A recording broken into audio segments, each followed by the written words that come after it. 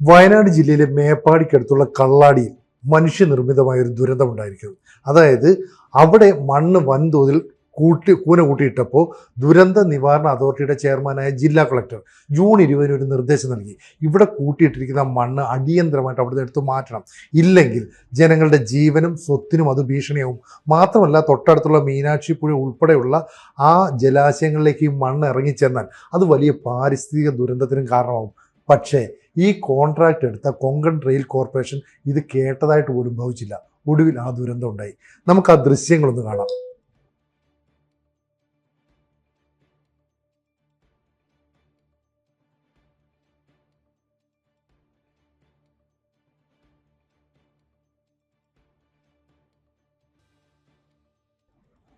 ഇതിൽ കാണുന്നത് അവിടെ കൂട്ടിയിട്ടിരിക്കുന്ന മണ്ണിലേക്ക് കനത്ത മഴ വരുന്നു, വെള്ളം കുത്തിയൊലിച്ചെത്തുന്നു. ചെളി എന്ന് പറയുന്നത് ഇത്രയും കനത്ത തോതിൽ ഒഴുകി വരുമ്പോൾ നിർത്തിയിട്ടിരിക്കുന്ന ഒരു ടാങ്കർ ലോറി ഒഴുകി പോകുന്നതാണ്. എത്ര പേരാണ് ഈ മണ്ണിൻ്റെ അടിയിലേക്ക് പോകുന്നത്?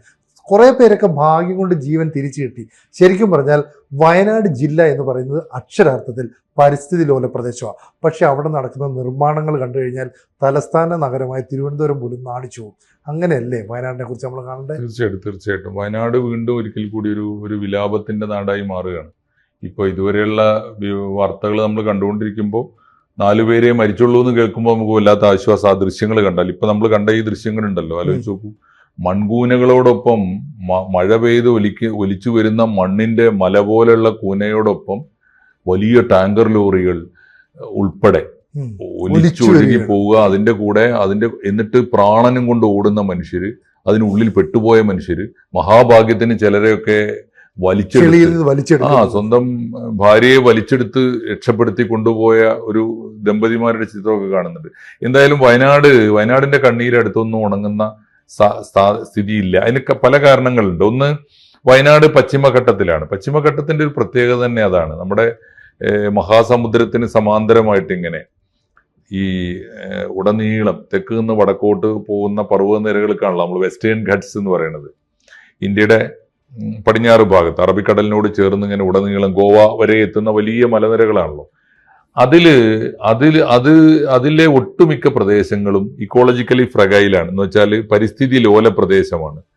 നമ്മൾ നാട്ടുമ്പുറത്ത് ഈ സാധാരണ സമതലങ്ങളിൽ ഉണ്ടാകുന്നത് പോലെയുള്ള ആഘാതങ്ങളല്ല.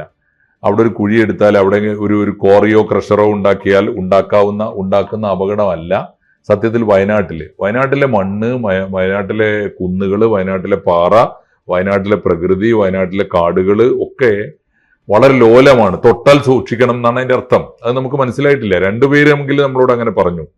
ഗാഡ്ഗിൽ വിശദമായിട്ട് റിപ്പോർട്ട് ചെയ്ത് മലയാളികളെ ഉൾപ്പെടെ, ഒരുപക്ഷെ മലയാളികളായിരിക്കും ഏറ്റവും കൂടുതൽ പഠിക്കാനും പഠിപ്പിക്കാനും തയ്യാറായവര്. അതിനു മുമ്പ് കസ്തൂരിരംഗൻ റിപ്പോർട്ട്, ഈ 2 പ്രധാനപ്പെട്ട ശാസ്ത്രജ്ഞന്മാരുടെ, പ്രകൃതി ശാസ്ത്രജ്ഞന്മാരുടെ റിപ്പോർട്ട് നമ്മുടെ മുമ്പിൽ ഉണ്ടായിട്ട് നമ്മൾ പഠിച്ചില്ല. ഇപ്പൊ വയനാട്ടിലേക്ക് ചെന്ന് നോക്കിയ രണ്ട് കാര്യങ്ങൾ. ഒന്ന്, വയനാട്ടിലെ ഏറ്റവും പ്രധാനപ്പെട്ട കാര്യം, ഈ പരിസ്ഥിതി നമ്മളെ സമരം എന്താ? പരിസ്ഥിതി ലോല പ്രദേശങ്ങളിൽ നിന്ന് എന്റെ വീട് ഒഴിവാക്കി കിട്ടണം, എന്റെ വില്ലേജ് ഒഴിവാക്കണം, എന്റെ പഞ്ചായത്ത് ഒഴിവാക്കണം, എന്റെ താലൂക്ക് ഒഴിവാക്കണം. അത് നമ്മൾ വിചാരിച്ചാൽ ഒഴിവാക്കാൻ പറ്റിയൊരു സാധനമല്ല. പ്രകൃതിയെ പഠിച്ച മഹാന്മാരായ ശാസ്ത്രജ്ഞന്മാരാണ് ഈ പഠിച്ചു വെച്ചിരിക്കുന്നത്. അത് എല്ലാവർക്കും അറിയാം. ആ ലോലപ്രദേശമാണ്, ഇതൊരു ലോലപ്രദേശമാണ്. ലോലപ്രദേശത്ത് തൊട്ട് കളിക്കുമ്പോൾ സൂക്ഷിക്കണം എന്ന പാഠം നമ്മൾ പഠിച്ചില്ല, ഒരിക്കലും പാലിച്ചില്ല. അതിൽ രാഷ്ട്രീയം കളിച്ചു. അത് കേന്ദ്ര ഗവൺമെന്റ് അങ്ങനെ, മാധവ് ഗാഡ്ഗിൽ അങ്ങനെ എന്ന് പറഞ്ഞുകൊണ്ട് അതിൽ രാഷ്ട്രീയം കളിച്ചിട്ട് നമുക്ക് എങ്ങനെ പരിസ്ഥിതി ലോല പ്രദേശം എന്ന് കേൾക്കാനേ നമുക്ക് ഇഷ്ടമില്ല. ഒന്ന്. രണ്ടാമത്തെ കാര്യം, വയനാട്ടിലെ നിർമ്മാണ പ്രവൃത്തിയാണ്. ഈ പരിസ്ഥിതി ലോല പ്രദേശങ്ങളാണ് ഓരോ മനുഷ്യനും കിട്ടുന്ന വിലക്ക് സാമാന്യം അവിടെ ഉള്ളതിൽ പതിവായിട്ട് കിട്ടിവരുന്ന മലമ്പ്രദേശത്തിന്റെ വിലയേക്കാൾ അല്പം വില കൂടുതൽ കിട്ടിയാൽ വിൽക്കുകയാണ്. എന്നിട്ട് 10-20. ഞാനിപ്പോ ഈ കഴിഞ്ഞ മാസം പോയതാ വയനാട്ടിൽ. അവിടെ ചെയ്യുന്നത് എന്താ വെച്ചാൽ ഈ മാഫിയ ഉണ്ടല്ലോ, അതിനെന്ത് റിസോർട്ട് മാഫിയ. നമ്മൾ റിസോർട്ട് എന്നൊക്കെ പണ്ട് എന്നാ കേട്ടിട്ട്, മൂന്നാറിലേക്ക് റിസോർട്ട് എന്ന് പറഞ്ഞാൽ നമുക്കറിയാം. പണ്ടുണ്ടായിരുന്ന, ഇപ്പോഴത്തെ അല്ല, പണ്ടത്തെ നമ്മൾ റിസോർട്ട് എന്ന് കേൾക്കുന്ന ഊട്ടിയിലെ റിസോർട്ട്, കൊടൈക്കനാൽ റിസോർട്ട് എന്നൊക്കെ പറഞ്ഞാൽ എന്താ? 10-25 ഏക്കർ ഭൂമി എടുത്ത് അതിനെ പരിസ്ഥിതിക്കനുസരിച്ച് പോറ്റി ആകർഷകമാക്കി ചെടികൾ വെച്ച് വളർത്തി ആ അന്തരീക്ഷത്തെ പ്രകൃതിദത്തമായി നിലനിർത്തുന്നതിനാണ് റിസോർട്ട്. അവിടെ ഒരു ചെറിയ വീട് വെച്ചാൽ, വീടോ റൂമോ ബംഗ്ലാവോ ഉണ്ടാക്കും, അതിനാണല്ലോ പറയുക. ഇപ്പൊ എന്താ, ഒരു 10 സെന്റില് ഒരു കുത്തനെ 3-4 മുറികള്, അതും എയർ കണ്ടീഷൻ ഉൾപ്പെടെയുള്ള മുറികള്, ആളുകൾക്ക് പോയി താമസിക്കാനുള്ള സൗകര്യം ഉണ്ടാവും, കിടന്നുറങ്ങാനും. അവിടെ പിന്നെന്താ അടുത്ത പണി എന്നറിയോ?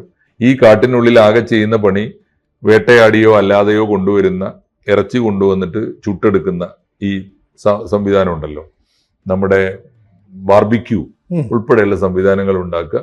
പിന്നെ അതിന്റെ കൂടെ മദ്യപിക്കുന്നവർക്ക് മദ്യപിക്കാൻ, കൂത്താടാനൊക്കെ സൗകര്യമുണ്ട്. അതിന്റെ ഒക്കെ പുറമെയുള്ള ഒരു എക്സ്ട്രാ ഫെസിലിറ്റി എന്താണെന്നറിയോ?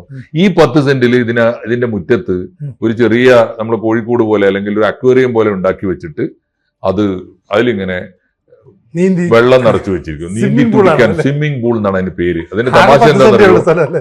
ആ സ്വിമ്മിംഗ് പൂളിന്റെ പ്രത്യേകത എന്താണെന്നറിയോ? ഞാൻ നോക്കുമ്പോ അതിനകത്ത് ചാടിയവർക്ക് മുഴുവൻ അസുഖം വരുന്നുണ്ട്. കാരണം അവിടെ ആകെ നടക്കുന്ന ഒരു ക്ലീനിങ് എന്താണെന്നറിയോ? രാവിലെ എല്ലാ ദിവസവും കുറച്ച് ക്ലോറിൻ പൗഡർ കൊണ്ടുപോയി അതിനകത്ത് കലക്കും. ഇതാണ് ആകെയുള്ള ക്ലീനിങ്. ഇത് റീസൈക്ലിംഗ് ഇല്ല. അങ്ങനെയുള്ള പല റിസോർട്ടുകളുടെയും സ്ഥിതി അതാണ്. പ്രശ്നം അതൊന്നുമല്ല. ഈ ഓരോ 10 സെന്റിലും ഇടിച്ച് കിളച്ചിട്ട് കുത്തനെയുള്ള കുന്ന് ആ 10 സെന്റ് ഇങ്ങോട്ട് കിളച്ച് നിരപ്പാക്കിയിട്ട് വെട്ടി താഴ്ത്തണമല്ലോ. നിരപ്പാക്കണമെങ്കിൽ ഒരു ഭാഗം കുത്തനെ താഴ്ത്തണം, എന്നിട്ട് നിരപ്പാക്കണം. നിരപ്പാക്കുമ്പോൾ എന്താ സംഭവിക്കുന്നത്? പണ്ട് കുത്തനെ മുകളില് മലയുടെ മുകളിൽ മഴ പെയ്താൽ കുത്തനെ താഴോട്ട് ഉപരിതലത്തിലൂടെ ഒലിച്ചു പോയിരുന്ന വെള്ളം ഇവിടെ ഇടക്ക് കട്ടിങ് വന്നാൽ അത് നേരെ ഭൂമിയിലേക്ക് താഴുന്നു. ഇത് ഇവിടെ മാത്രമല്ല, 1 കിലോമീറ്റർ, ഞാനിപ്പോ എനിക്ക് തോന്നുന്നു ഒരു 2 കിലോമീറ്ററിനുള്ളിൽ ഏറ്റവും ചുരുങ്ങിയത് ഒരു 25 റിസോർട്ടുകളുടെ എങ്കിലും ബോർഡ് ഞാൻ കണ്ടു. 25 റിസോർട്ട്. അപ്പൊ എന്താ സംഭവിക്കുന്നത്?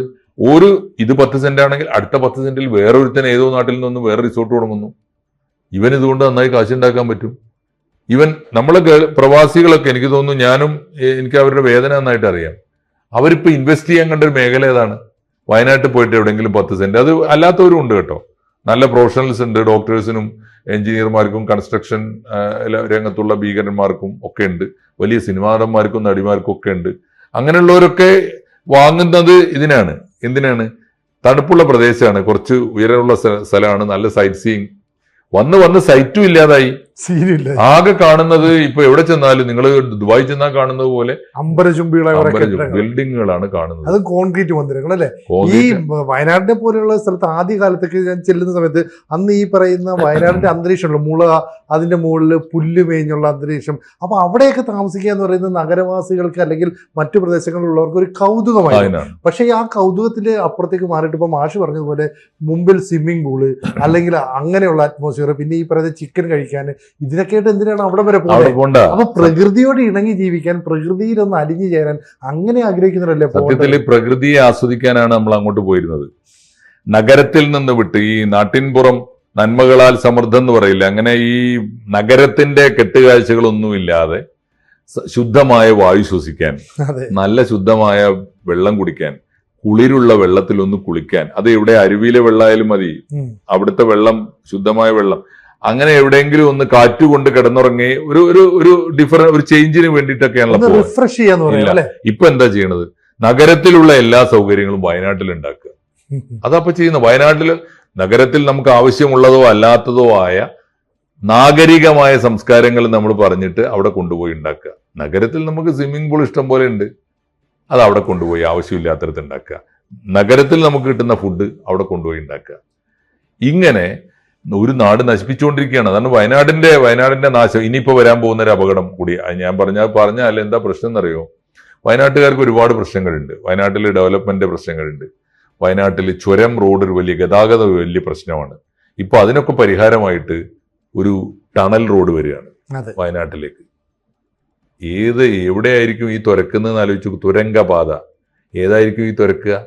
ഈ പരിസ്ഥിതി ലോലമായി അങ്ങനെയുണ്ട് ദ്രവീകരിച്ച് നിൽക്കുന്ന, ദ്രവീകരിച്ച് എന്താന്ന് പറയാ, ഈ വെള്ളവും ഞാൻ പറയുന്നത് കുതിർന്നു നിൽക്കുന്ന മലകളാണ് തുരക്കാൻ പോകുന്നത്. ഓക്കെ, തുരന്ന് കഴിഞ്ഞിട്ട് ഒരു ഒരു ഒരു ഓപ്പണിങ്ങിൽ നിന്ന് മറ്റേ അറ്റത്ത് വരെ തുരന്ന് കഴിഞ്ഞിട്ട് മൊത്തത്തിൽ വലിയ തോതിലുള്ള ശക്തമായ കോൺക്രീറ്റ് ഒക്കെ ഇടുമ്പോഴാണ് നമ്മൾ തുരങ്കെന്ന് വിളിക്കുന്നത്. അതെ. ആ പണി നടക്കുന്നതിനിടയിൽ ആദ്യം തുരന്ന ഭാഗം ഇടിഞ്ഞു വീഴൂല എന്ന് എന്താ ഉറപ്പ്? ഇപ്പൊ സംഭവിച്ചു. അപകടമാണ്, അങ്ങനെ അപകടമാണ്. അടുത്തുള്ള മണ്ണ് ഒലിച്ചു വന്നു എന്ന് പറഞ്ഞാൽ അതിന് മുകളിൽ ഇതുപോലെ വെള്ളം കെട്ടി നിന്നാൽ ആണ് 225 സെന്റിമീറ്റർ മഴ പെയ്തു എന്നോ പറയുന്നത്. 225 ഒന്നും അത്ര വലിയ അത്ര വലിയ ശക്തമായ മഴയൊന്നും അല്ല. എന്നിട്ട് ഇത് സംഭവിച്ചു എന്ന് പറഞ്ഞാൽ കൺസ്ട്രക്ഷൻ പാടില്ലാത്ത, കൺസ്ട്രക്ഷൻ അങ്ങേയറ്റം അപകടകരമായ ഒരു മേഖലയോടാണ് നമ്മൾ തൊട്ട് കളിക്കുന്നത്. പക്ഷെ എന്താണെന്നറിയോ, തുരങ്കപാത ആവശ്യമുണ്ടോ എന്ന് ചോദിച്ച് നമ്മളൊരിക്കലും വീഡിയോ ചെയ്തപ്പോൾ വയനാട്ടിലെ എന്റെ ഫ്രണ്ട്സ് ഒക്കെ കൂടി വിളിച്ച് എന്നെ ചീത്ത പറഞ്ഞു. അത് നിനക്കറിയാഞ്ഞിട്ടാണ് ഈ വയനാട്ടിൽ ജീവിച്ചു പോകണം, നോക്കണം കുറച്ച് ദിവസം. കാരണം അവർക്ക് കുറെ ആവശ്യങ്ങളുണ്ട്. അപ്പൊ ഞാനതിന് പറയുന്ന ഒരു കൗണ്ടർ എന്താന്ന് വെച്ചാൽ, ഞങ്ങൾക്കൊരാൾക്ക് ഹാർട്ട് അറ്റാക്ക് വന്നാൽ കോഴിക്കോട് മെഡിക്കൽ കോളേജ് കൊണ്ടുപോകണ്ടേ? അതല്ലല്ലോ അതിന് പരിഹാരം. കൽപ്പറ്റയിൽ എന്തുകൊണ്ട് മെഡിക്കൽ കോളേജ് ആയിക്കൂടാ? വികസനം ജനങ്ങളിലേക്ക് ചെല്ലുകയാണ് വേണ്ടത്. വികസനമുള്ള മഹാനഗരങ്ങൾ തേടിയിട്ട് വയനാട്ടുകാരെ കൊണ്ടുവരല്ലോ. വയനാട്ടുകാർ സുഖത്തോടെ അവരുടെ നല്ല കാലാവസ്ഥയിൽ നല്ല സംതൃപ്തരായിട്ട് ജീവിക്കുക വേണ്ടത്. അവർക്ക് വേണ്ട അടിസ്ഥാന സൗകര്യങ്ങൾ അങ്ങോട്ട് എത്തിച്ചു കൊടുക്കല്ലേ വേണ്ടത്. അപ്പൊ ഇതൊക്കെയാണ് വയനാട്ടിന്റെ പ്രശ്നം. എന്തായാലും വയനാട്ടിന്റെ കണ്ണീര് ഉണങ്ങും എന്ന് നമ്മൾ കരുതിയതാണ്. വയനാട് ഇപ്പോ ആലോചിച്ച് നോക്കൂ, കവളപ്പാറ, ചൂരൽമല, അല്ല കവളപ്പാറ ഇവിടെ ഞങ്ങളുടെ നാട്ടില്, അത് കഴിഞ്ഞിട്ട് ഈ ചൂരൽമല മുണ്ടക്കൈയുടെ ഇപ്പൊ ഇന്ന് ഈ ദിവസത്തിന്റെ പ്രത്യേകത എന്താ ആലോചിച്ച് നോക്കൂ. ഇന്ന് ഈ അതില് ടൗൺഷിപ്പ് ഉണ്ടാക്കി ആ ദുരന്തത്തിനിരയായ ആളുകളെ ടൗൺഷിപ്പ് ഉണ്ടാക്കി കഴിഞ്ഞ സർക്കാർ പുനരധിവാസത്തിനുള്ള ഏർപ്പാട് ചെയ്തല്ലോ. അതിൽ കുറെ വീടുകൾ പൂർത്തിയായി, ബാക്കി ഇനിയും പൂർത്തിയാവാനുണ്ട്. അതില് ഇടക്കാലത്ത് പൂർത്തിയായ ഒരു കൂട്ടം വീടുകൾ കൈമാറാൻ ഇരുന്ന ദിവസമാണ്, അല്ലെങ്കിൽ പ്രഖ്യാപിച്ച ദിവസമാണ്. ആ ദിവസമാണ് മറ്റൊരു ദുരന്തം, മഹാദുരന്തം ഉണ്ടാകുന്നത്. ഇങ്ങനെയാണെങ്കിൽ വയനാട്ടില് ഓരോരോ പ്രദേശങ്ങളിലായി ഇങ്ങനെ ദുരന്തങ്ങൾ കാത്തിരിക്കാൻ ഓരോ മഴക്കാലവും നമുക്ക് ഇടയാക്കും എന്നല്ലേ ഇതിന്റെ അർത്ഥം. അങ്ങനെയാണെങ്കിൽ ഈ വയനാടിനെ ഇങ്ങനെ ട്രീറ്റ് ചെയ്താൽ മതിയോ? വയനാട് നമ്മളെ ഒരു നിത്യജാഗ്രതാ പ്രദേശമാകേണ്ടതല്ലേ? പണ്ട് നമ്മളെ എന്നും ആകർഷിച്ചിരുന്ന ഒരു നിത്യനൂതനമായ മോഹിനിയായിരുന്നല്ലോ വയനാട്. ഇന്ന് നമ്മുടെ ഒരു നിത്യ കണ്ണീരായി മാറിയ, ആശങ്ക നിറഞ്ഞ, നമ്മുടെ എന്നത്തെയും ഒരു സങ്കടത്തിന്റെയും ആശങ്കയുടെയും കേന്ദ്രമായിട്ട് വയനാട് മാറുകയല്ലേ? ആ തരത്തിലുള്ള പഠനങ്ങളാണ് ഇനി നടക്കേണ്ടത്. ആവശ്യമായ ജാഗ്രത ആണ് എല്ലാ ഭാഗത്തു നിന്നും ഉണ്ടാകേണ്ടത്, ജനങ്ങളുടെ ഭാഗത്തു നിന്നും സർക്കാരിന്റെ ഭാഗത്തു നിന്നും. നോക്കാം നമുക്ക് ഇനി എന്തൊക്കെയാണ് വരാൻ പോകുന്ന വാർത്തകൾ.